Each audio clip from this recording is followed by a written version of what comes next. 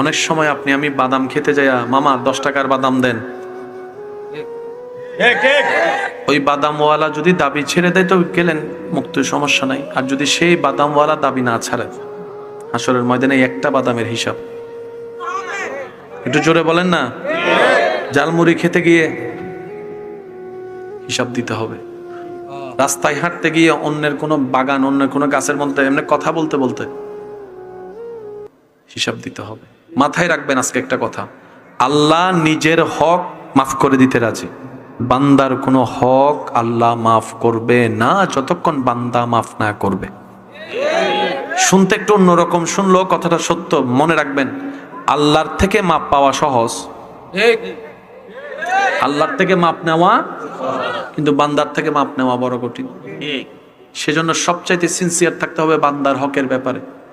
আপনি আমি যেগুলোকে খুব সামান্য মনে করি, যেমন দোকানে গেলাম চকলেট একটা খাই, না খেয়ে না টাকা, উনিও চিন্তা করলো না, আমিও চিন্তা করি না, কিন্তু এটা আল্লাহর কাছে ধরা খাবে যদি উনি আপিল চানায়। এই একটা চকলেটের বিনিময়ে হয়তো 50,000 ওয়াক্ত নামাজ দিলেও কবুল হবে না। কিভাবে? যিনি পাবে উনি যতক্ষণ দাবি ছাড়বে না ততক্ষণ দিতে হবে।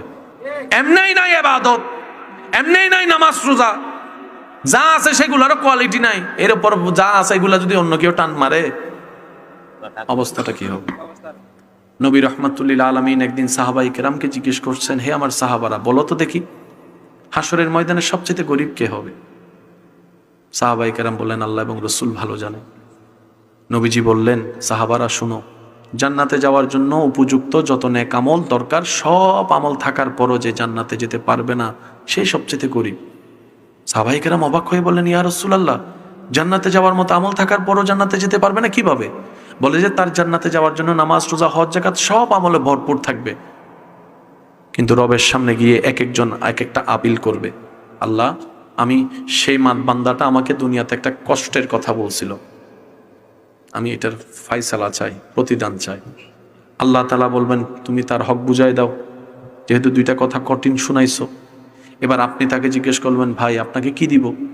সে বলবে যে আপনার 20 বছরের নামাজ দিয়ে দেন, আপনি দিতে বাধ্য। আরেকজন এসে বলবে, আল্লাহ আমি ন্যায় বিচার পাই নাই, দুনিয়াতে আমার অর্থ সামর্থ্য ছিল না, সবাই তার পক্ষে ছিল, আল্লাহ আমি ন্যায় বিচার চাই। তাকে মুখ বন্ধ করার জন্য আপনি দিলেন এবার 30টা রোজা, 40টা রোজা, 50টা রোজা, দিতে দিতে দিতে দিতে দিতে দেখবে সব খালি। আল্লাহ রসুল বলে, ওই ব্যক্তি সবচেয়ে গরিব হবে হাসরে, যে জান্নাতে যাওয়ার চান্সেস ছিল কিন্তু ওই মানুষের আপিলের কারণে যেতে পারেনি।